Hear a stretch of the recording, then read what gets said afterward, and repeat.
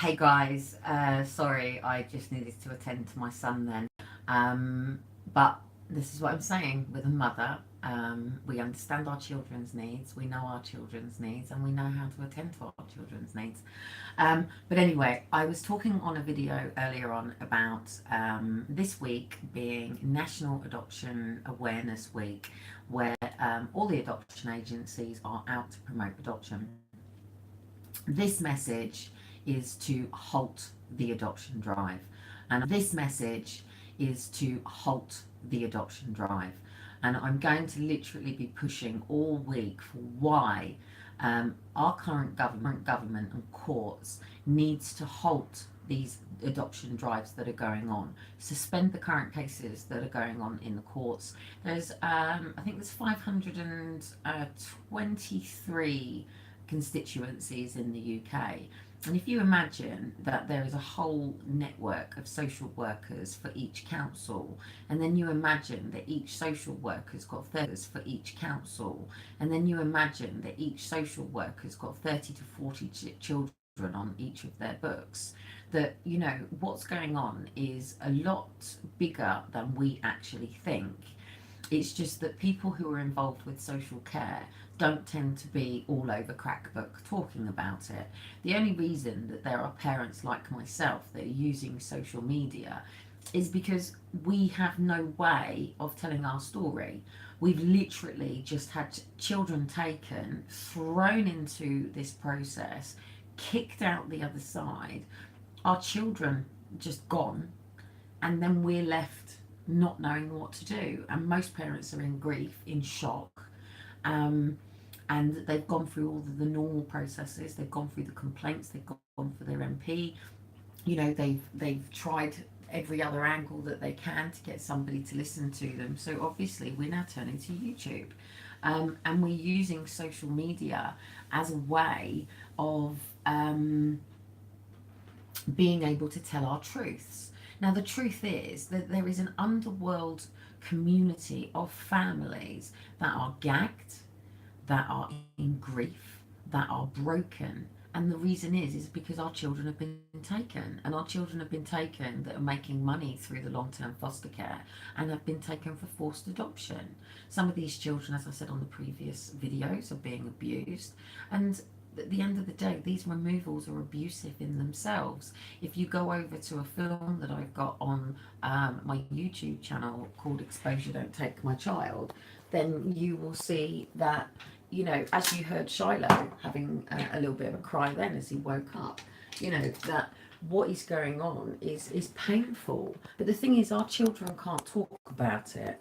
All adoptive parents are seeing is the consequences of the removal. Like, for hypothetical reasons, okay, look at drugs, alcohol, call somebody a crackhead. I don't see the drugs, I see the trauma underneath those drugs.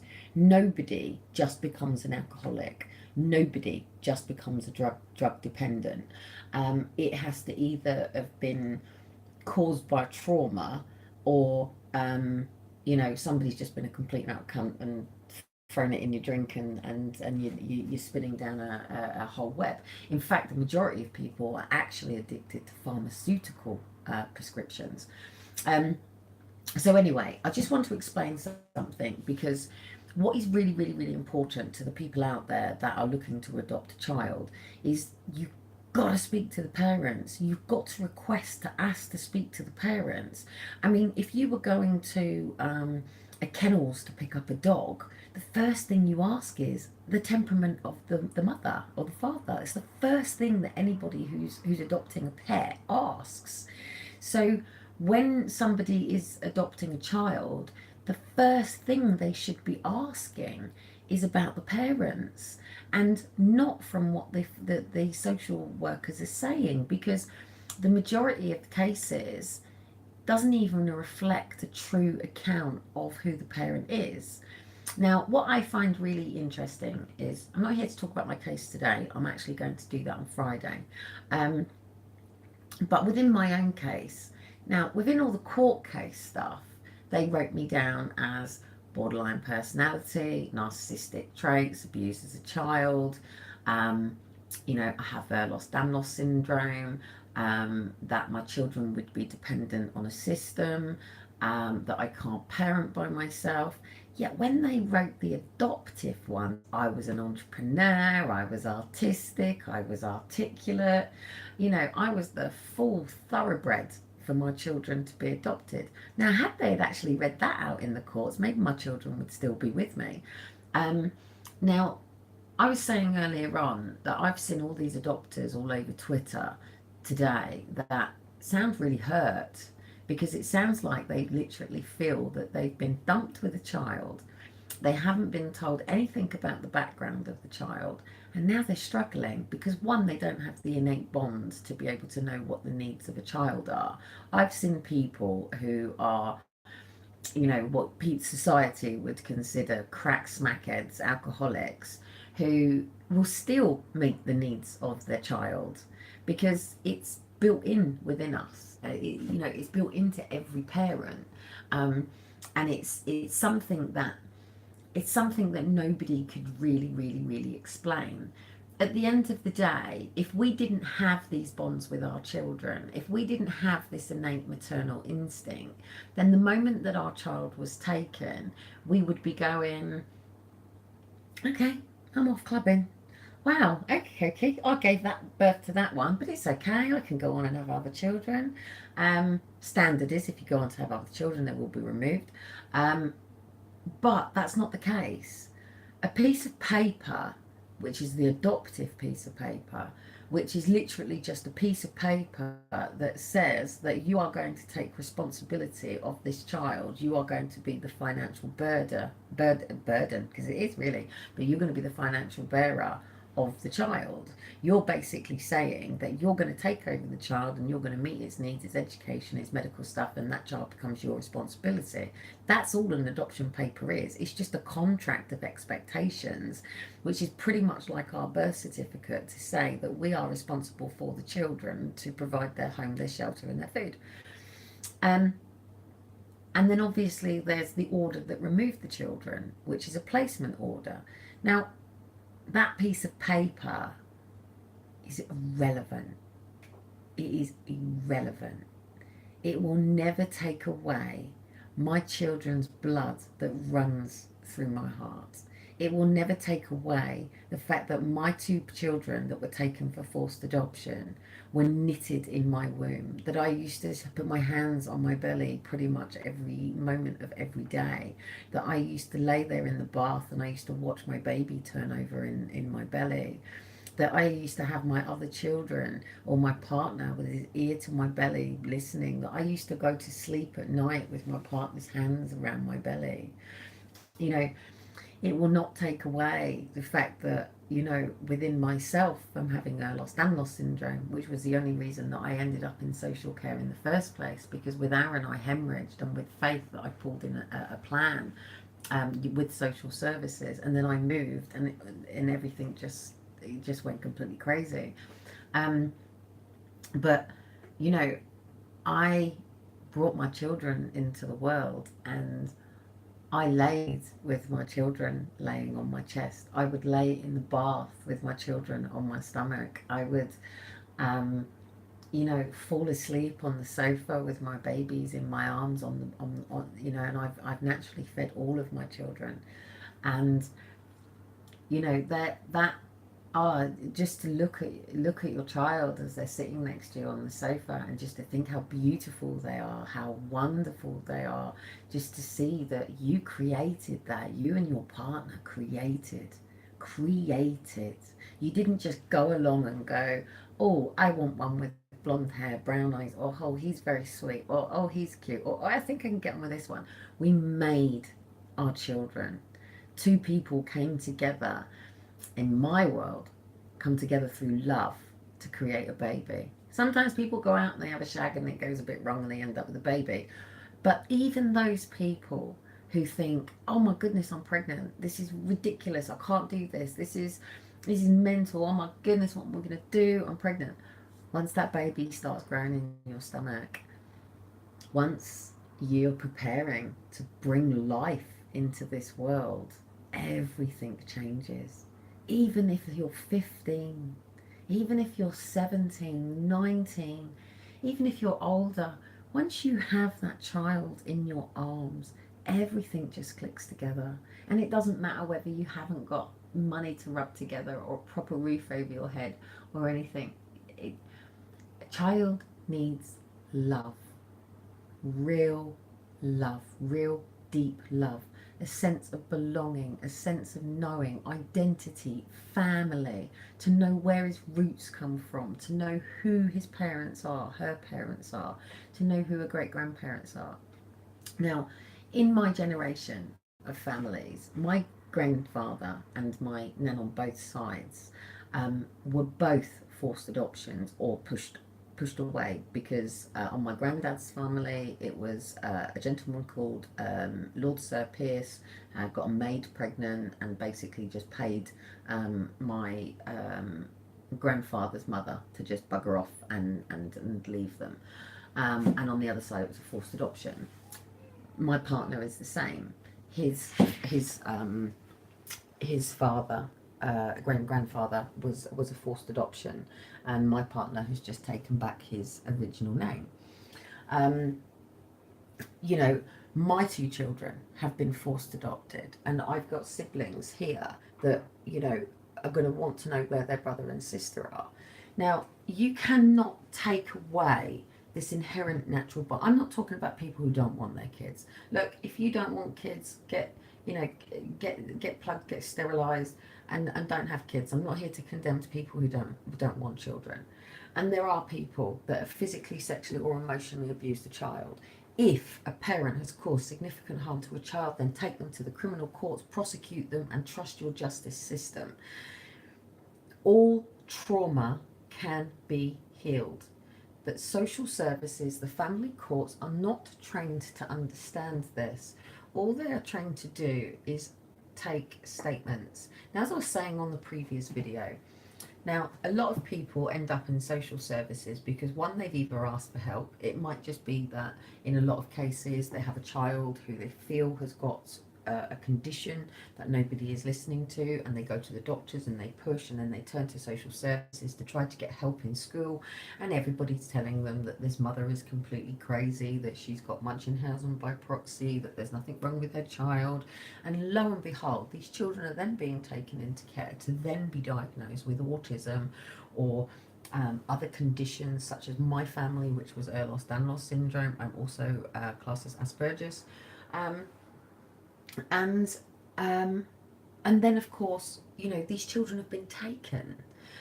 In some other situations, it may be that parents are at a hospital and they've taken their child to A&E, and then all of a sudden next minute they've got child protection and the police because a child has got a bruise or a dislocation, broken bones even. And then there are massive amount of cases of brittle bones disease out there, but before they've even proved themselves innocent, their child is adopted. And this is why it's got to stop. And I would say to any judge out there, it's about time that you kicked all of these cases out of the courts and told social services that unless a parent has caused actual abuse, and we don't want to wait for it, but unless a parent's caused actual abuse and then it becomes a criminal matter, that all people need to be kicked out to mediation. You can't just put every couple that has an argument under the label of DV, and you can't put everybody under the label who was sexually, physically, emotionally abused as a child as a narcissist.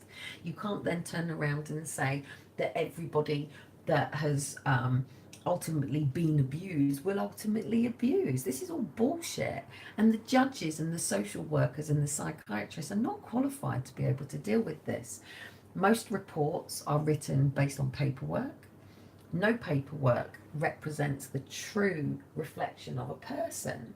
Now, if I was to do a genealogy, which is basically what happens in the courts, that genealogy is based on your medical notes, it's based on any previous foster care files, and it's based on any previous social care experience. Now, at the end of the day, if you use social services and work with social services, that should be a positive, but it's not. It's seen as a negative. Now, at the end of the day, people are on their own. We don't live in a society where nan, granddad, mum, dad live down the road anymore, and we're dependent on education systems and childcares to be able to go to work with our children. In fact, the law has even made it difficult for grandparents to look after their children now. But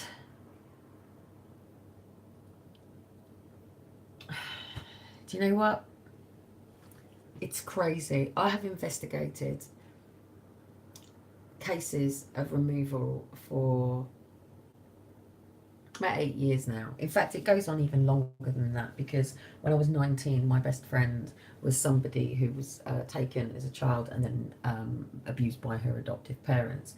And I sort of become sort of fascinated with her trauma from that day. And then also because of my removal, I've always wanted to understand why I've had the trauma that I've had. And then I've gone on to obviously experience this personally with Aaron and Faith taken, which was a complete kidnapping. It was a kidnapping from a place called Save the Family, that were taking children from people like myself who'd fallen into a trap with housing, and rather than actually supporting our family and putting us into housing like we actually have available here, or assisting me to be able to be self-employed, and actually stopping me from being self-employed where I was living. You know, this place was literally targeting families like me to be able to put children with adopters from the middle class and upper classes families. And this is going on all the way around the UK. Now, at the end of the day, the only reason somebody wants to adopt is because, one, they can't have children, or two, because they want to be able to give a child a better life. Now, if they're wanting to give a child a better life, that means that they're going to work with the services to understand the trauma that the child has. It also means that they're going to want to work with the parents to be able to make sure that the child has its identity, knows where it's from, who the parents are, what the lifestyles are like. But if it's because they are just wanting to have a child and go off into the sunset with their baby, these babies are being taken from the breast. Gay adopters, where do you think your children are coming from? Now, I'm a big believer that we should move into surrogacy in this country. If somebody wants to have a child and, give somebody a baby, that is completely up to them. I don't necessarily agree with it, but it is so much better than going to the foster care pound to pick a child. Now, at the end of the day, all the money in social care is all into the removals, and we need to move to a system, which I want to talk about on another video, that supports and enables families. Because it doesn't matter whether you've got a physical condition, it doesn't matter whether you and your fellow have had an argument, it doesn't even matter whether or not actually you and your partner need any form of help at all. We live in a Western society where we have housing, we have social care, we have welfare system, we have the doctors, we have drug clinics, we have every single form of help and support available to everybody. But it is so far behind, because all they do is label the trauma systemic. Whatever that trauma is, then the leaves will grow. But we can deal with trauma. There is semantic education that can deal with trauma, but social workers are persecuting. One of the biggest problems that we've got is the fact that we've got children coming into social care that don't even understand a normal temper tantrum of a 2-year-old, which is turning parents into criminals because of having to deal with normal, terrible twos. The majority of people that are losing children is because they're trying to teach their children boundaries, and they believe that by turning to children's social services or to CAMS or to the Sure Start facilities, that like Super Nanny, that they're going to get help. That it might just be that their child doesn't want to hold their hands as they're walking down the road, and the mother is worried that they're going to go into the road. It may just be that when they get home, they're trying to get their child into the bath and the child isn't wanting to. It may just be that they're trying to get some form of routine into their home because they've got to get up and get children to school. A person who's not had a child does not understand this. A social worker who's not had a child does not understand this. They do not understand the daily works of getting up in the morning and getting your children breakfast and getting your children ready for school, or to nursery or clubs to whatever it is that you're going to, they don't understand that a 2-year-old little girl likes to put on one pink welly, one green welly, a tutu, a pair of jeans, and a t-shirt when they get dressed by themselves. And sometimes you've got to explain to them that this particular time they won't be able to do that, but we might be able to get dressed like that tomorrow, and actually mummy can stick a tutu and her odd wellies on, and it's okay, we can go out to the, you know, to the park like this. There are also social workers who are condemning Christians, even pagans, for their beliefs, even Muslims, even things like Christmas, or I've just had a couple of messages and some friends' requests on some strange things that have just smacked me in the face. Yeah, people from Christmas, they're basically saying, because, okay, take Jehovah's Witnesses, they don't celebrate Christmas, they celebrate it slightly different, but they're saying that these children are being traumatized because they go to school with other people and they're celebrating Christmas, and therefore we must take children. I even know a mother, because she doesn't take her child to McDonald's, this is deemed as emotional abuse. I even know of a case with a mother who had cancer, and she didn't have the family support, and all she'd asked for was some help, a little bit of help, because she was tiring, and you know, she wanted to be able to maybe have an indicative budget to help with some washing up or come out with the park. No, they took the children and they forced adopted them. The mother ended up dying of a broken heart, not of the cancer. I know fathers that are dying of broken hearts. And I know there's adopters out there that really do desperately want to help people. So I'm urging you, if you are part of Support Adopters this week, really open up the can of worms and ask where your child is coming from. Because at the end of the day, that child is going to come and find us. One day, your child that you believe is your forever family is going to want to know where it came from. And they will come and find us. And I can tell you that there are thousands of families on these networks. Not everybody's on Crackbook. Some people are just in their homes.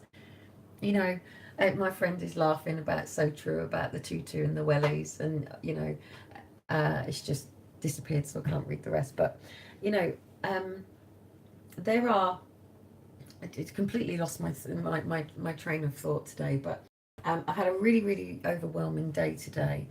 Some stupid mother decided to say one sentence that really hurt me today, and my son, who's 2, was playing in the ball pit with another kid, and I just literally got them ready to leave, and they had their trainers on, and as he was trying to climb out the ball pit, another kid was coming in, and my son hurt this son accidentally, like totally accidentally. Yes, he had his shoes on, and yes, his foot went to the child.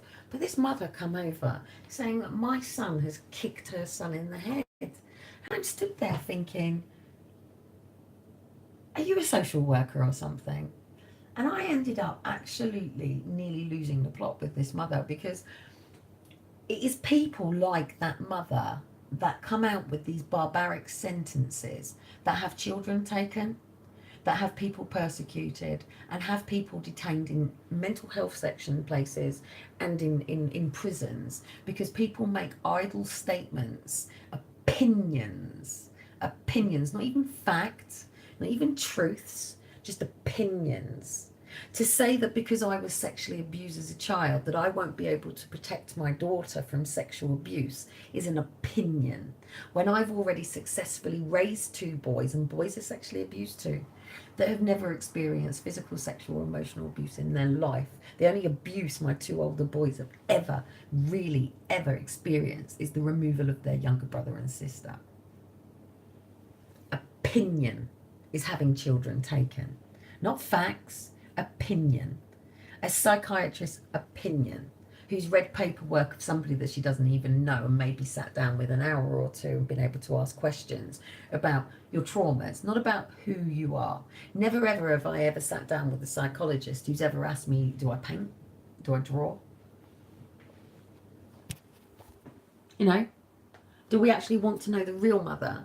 Now, before I go, I'm currently waiting for my letter from my two children. It's not from the two children, it's from the adopters. Something is telling me they're not sending it. Something is telling me that maybe these adopters now have done two letters and now that's it, they're out of it. When that letter comes, I will read about my children's artistic side and all of these things in their personality that I could have told them about when they take, that they've only just starting to realise. It's because they come from me. It's because these traits come from my genes and their father's genes. And it's exactly the same with Elijah and Shiloh. Elijah and Shiloh will experience the full extent of their parents. They will grow up around their dad spraying and being in the music studio with mum drawing and dancing and dad dancing. And they will experience all of these, and there will be parts of it that become them as well as their own identity. Adoption takes away the child's identity. Adoption takes away who a child is in their core. You're basically taking a person, a human being, and you're putting them into another family and you're asking them to feel part of that family. I'm not saying that some people don't have really good relationships with their adoptive parents or foster parents. And unfortunately, some children do need this, but not the extent that this is currently happening. Now, there are, I think there's about 3,000 or 4,000 children currently awaiting adoption, and this adoption drive is to try to move these children into adoption placements. I'm telling you, if you are a person who is going along to this drive, who is filling out that form, and who is going along to these adoption parties and selecting which child that you would like to adopt, I am telling you that if the parent is opposing this adoption, then please step back. It means that the parent hasn't gotten the proper correct legal aid. It means that the parent is in a situation that they are banging their head against the brick wall trying to fight for their child. Please step back.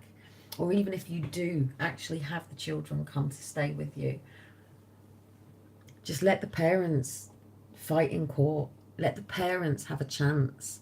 Because you know what the adopters did on my side? They wrote a letter to say that if the children were removed from them, that it would be detriment to their family. It was detriment to our family. I grieve every day. My sons grieve every day. My family is broken every day.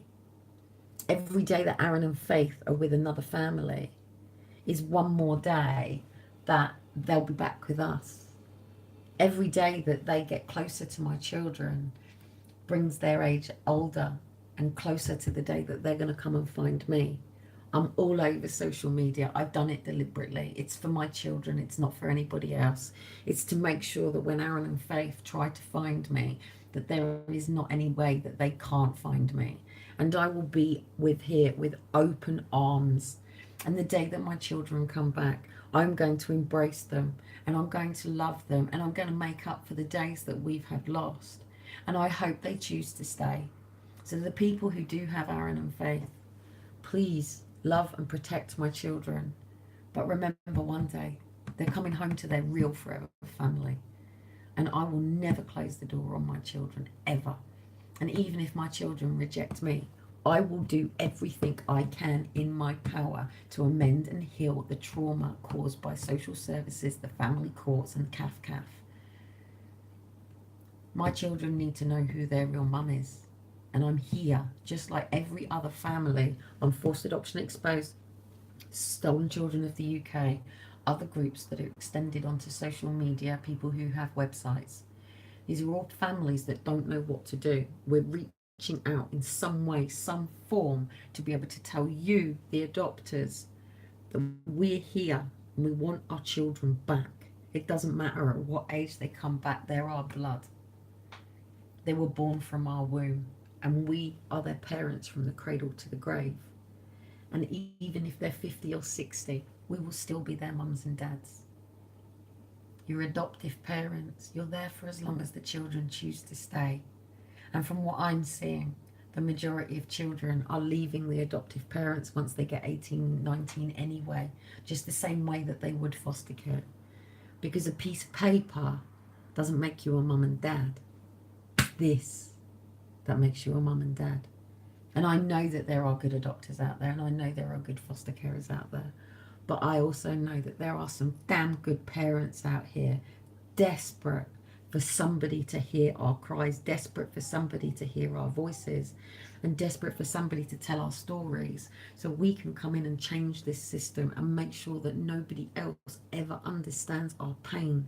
And it's going to take for the real parents and the adoptive parents to start coming together, start talking to each other, start understanding what's really going on, because the only person who really matters is the children.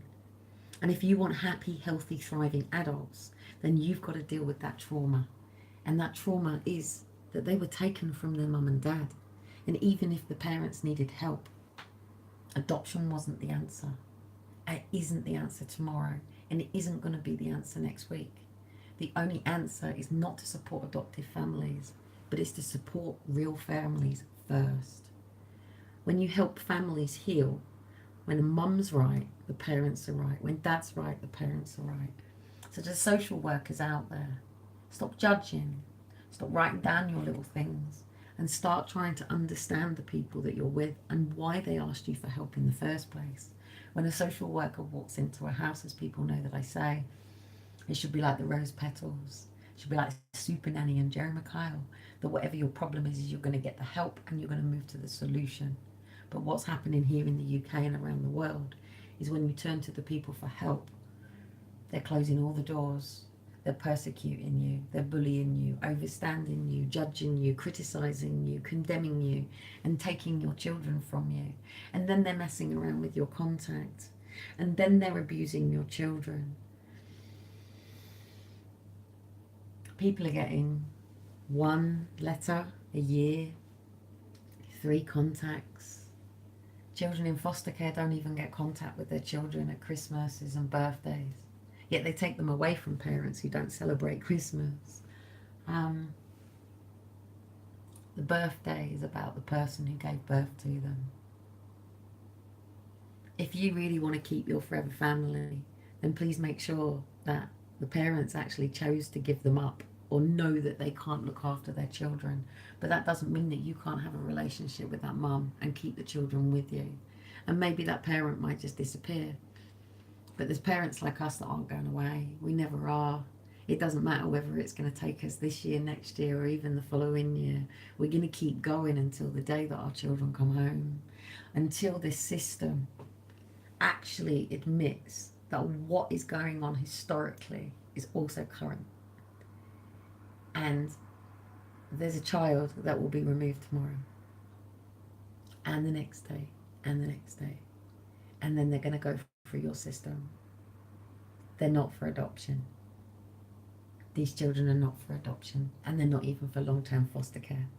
I'm not even going to get into the amount of money that they spend on foster care that could actually support a family.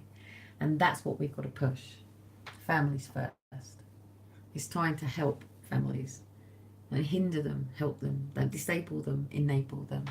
Don't criticize them, support them. Don't overstand them, understand them. Don't, have some compassion. And we shouldn't be coming free child protection. All the money should be going into early years services where adult and children's social services work together. So if a parent falls below the threshold, immediately adult social services should be bringing them back up. And then there should be no reason whatsoever for any child to be removed from their own home. Anyone could put a system in place. Foster carers could come and stay with the families while they do their assessment. There is a better way. There is a really better way to do it. And this is not the way to support adoption. So anyway, I'm going to go and I'm going to go and check with these messages that have been coming through because they've been throwing my mind. I am Aspie and I do get overwhelmed and I do get sensory issues. But it doesn't make me a bad mum. In fact, my kids think it's funny. And like my eldest son said, he said, we know my mum, we know her inside out. The problem is his social services don't.